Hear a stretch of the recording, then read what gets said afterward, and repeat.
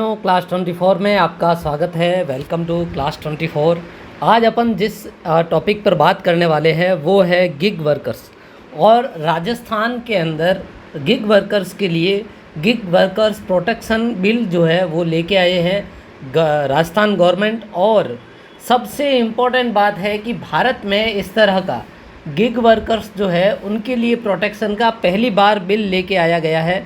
जैसा कि आपको पता होगा कि आज भारत के अंदर ही नहीं पूरे विश्व में एक गिग इकॉनमी खड़ी हुई है। तो अपन आज बात करेंगे कि जो ये गिग इकॉनमी है, ठीक है, गिग इकॉनमी है, ये गिग इकॉनमी क्या है, गिग वर्कर किसको कहा जाता है, गिग वर्कर, और इसके बारे में बात करेंगे। उसके बाद राजस्थान गवर्नमेंट क्या बिल लेके आई है, जो राजस्थान गवर्नमेंट बिल लेके आई है उस बिल की चर्चा करेंगे।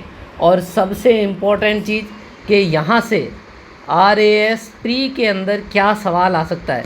और ये निश्चित है कि पहला सवाल तो यही हो सकता है कि भारत में सबसे पहले कौन सी सरकार है जो कि गिग इकॉनमी के ऊपर एक बिल लेके आई है। तो पहली सरकार राजस्थान सरकार है। उसके बाद गिग वर्कर्स की परिभाषा है उसके ऊपर सवाल बन सकता है। फिर राजस्थान सरकार किस तरह का प्रोटेक्शन लेके आई है, क्या उसके अंदर प्रावधान होंगे, जो एक बोर्ड बनेगा उस बोर्ड का क्या नाम होगा, और उसके अंदर पेनल्टी वगैरह, इन सब के विषयों पर अपन थोड़ी बहुत चर्चा करने वाले हैं गिग वर्कर्स और गिग इकॉनमी के ऊपर। तो अपन सबसे पहले बात करते हैं एक मॉडल के ऊपर जो आपको दिखते हैं कि कई जोमेटो, स्विगी, ब्लिंकिट, बहुत सारे ऐसे ऐप्स दिखते हैं, ओला, उबर। और इन सब ऐप्स के बारे में अपन को ये जानते हैं कि जिस भी व्यक्ति से अपन कांटेक्ट करते हैं वह जो जोमेटो है, बाई चांस अपन बात करते हैं जोमेटो के अंदर और अपन जोमेटो से फूड ऑर्डर करते हैं। जैसे ही अपन ने फूड ऑर्डर किया तो जोमेटो जिस रेस्टोरेंट से फूड ऑर्डर करते हैं तो जोमेटो उसके अंदर बीच में एक कड़ी के रूप में काम करता है। अपने को एक जो फूड स्ट्रीट फूड है और जोमेटो जो वर्कर है वहाँ से फूड लेता है और अपने घर तक डिलीवर करता है। इस तरह का एक सिस्टम है वो चलता है। इसी बीच में आपने देखा होगा कि जो ये व्यक्ति है, ये व्यक्ति फ्रीलांसिंग में काम करता है, अर्थात आप जब ऑर्डर करते हो तभी वो उस कंपनी के लिए काम करता है। यह कंपनी के लिए परमानेंट एम्प्लॉय की तरह नहीं होता। जब उसको काम मिलता है, जब विद इन टाइम उसको काम पूरा करना पड़ता है, बहुत सारी कंडीशंस उस पर अप्लाई की जाती है। और यदि डिमांड नहीं होगी तो इसे डिमांड के ऊपर काम मिलता है, और डिमांड अगर नहीं होगी तो इसको काम भी नहीं मिलेगा। डिमांड ज़्यादा होगी तो काम उसको ज़्यादा मिलेगा। ठीक है, ये कंडीशन रहती है। तो चलिए सबसे पहले अपन एक बात समझते हैं कि अपन गिग इकॉनमी और गिग वर्कर्स पर बात करने से पहले देखते हैं कि ट्रेडिशनली एक एम्प्लॉय और एम्प्लॉयर का मतलब नियोक्ता और एम्प्लॉयर का क्या रिलेशन होता है।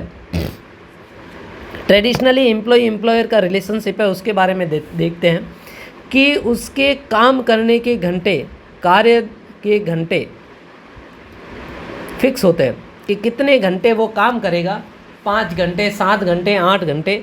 यह एक फिक्स रूटीन होता है कि इतने घंटे वह काम करेगा तो उसको इतना फिक्स है पेमेंट मिलेगा।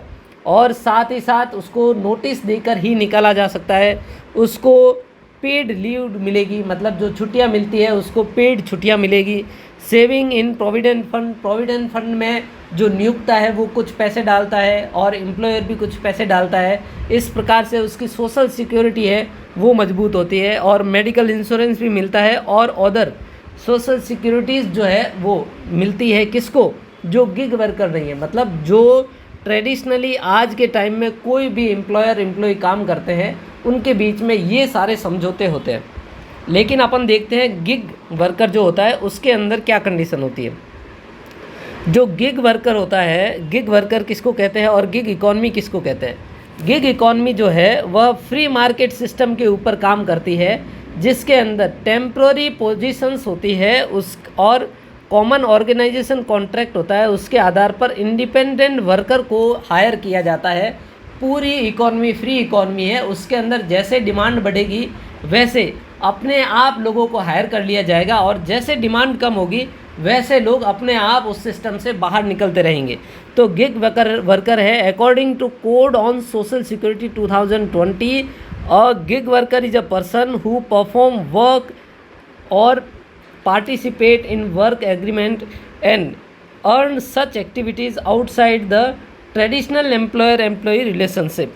तो ये है गिग वर्कर की इंफॉर्मेशन डेफिनेशन कि जो ट्रेडिशनली जो एम्प्लॉयर और एम्प्लॉय के बीच का रिलेशन होता है वह उसके अंदर नहीं फंसा हुआ होता, वह फ्री मार्केट इकोनॉमी में काम करता है, उसको कोई सोशल सिक्योरिटी और जो अपन ने पहले ये 4-5 कंडीशन मिली वो उसको नहीं मिलती।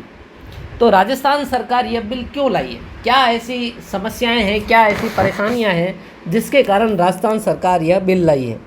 सबसे इम्पोर्टेंट चीज़ है कि रिलेवेंट जो डाटा है, कोई भी अपन बिल पास करते हैं या कोई भी चीज़ जो सरकार द्वारा की जाती है उसका सबसे पहला प्रमुख कारण होता है कि डाटा कलेक्शन, कि कितने लोग किस जगह कैसी कंडीशन में काम कर रहे हैं। सबसे इम्पोर्टेंट चीज़ है डाटा कलेक्शन।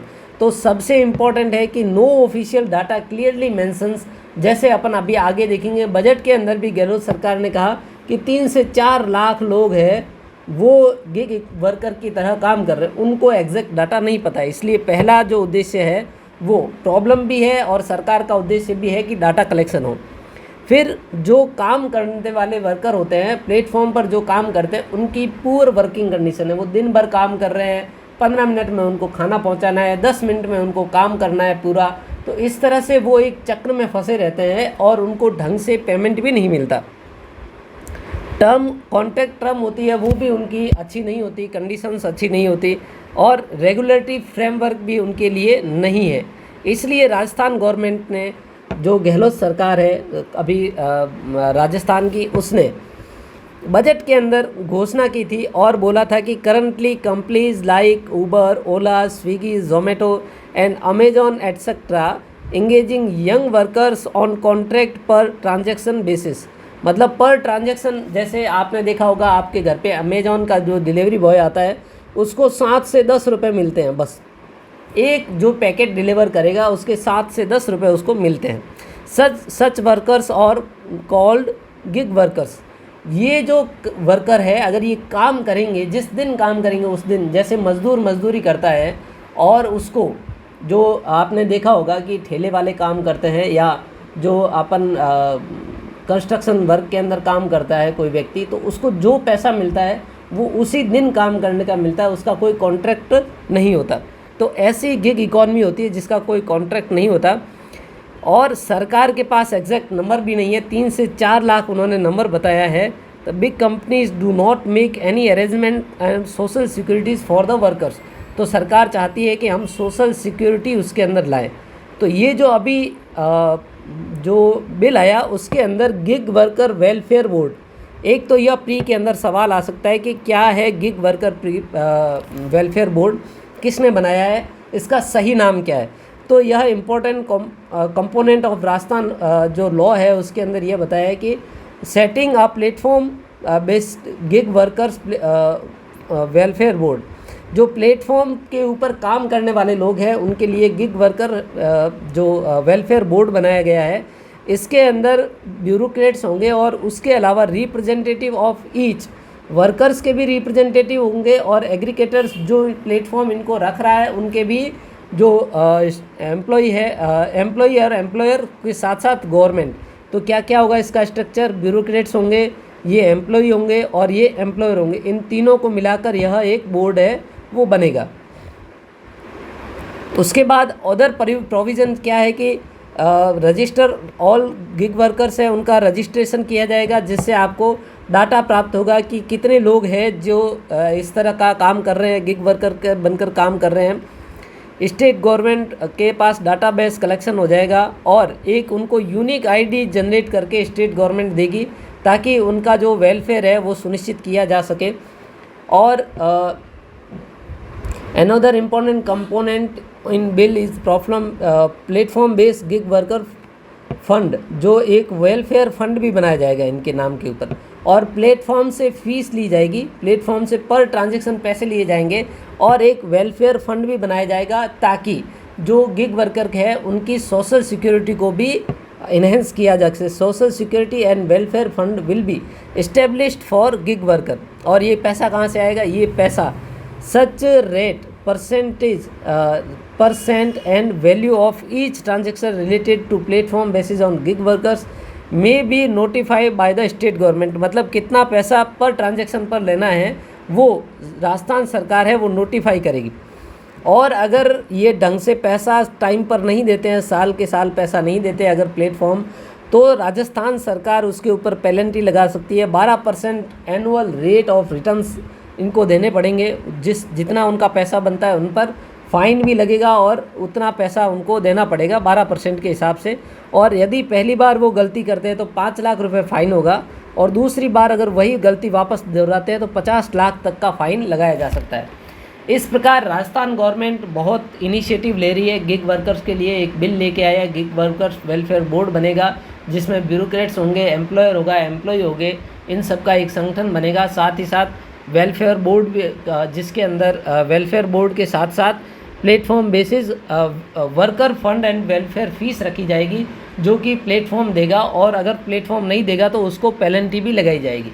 तो इस प्रकार सरकार ने गिग वर्कर्स के लिए एक बिल लेके आए हैं, और यह सवाल आरपीएससी के अंदर इस बार पूछे जाने के बहुत बढ़िया चांस है। 3-4 चीज़ें जो इम्पोर्टेंट है वो अपने को ध्यान रखनी है और इसी के आधार पर अपने को चीज़ें सीखनी है। तो मिलते हैं नेक्स्ट क्लास में, तब तक के लिए नमस्कार, जय हिंद।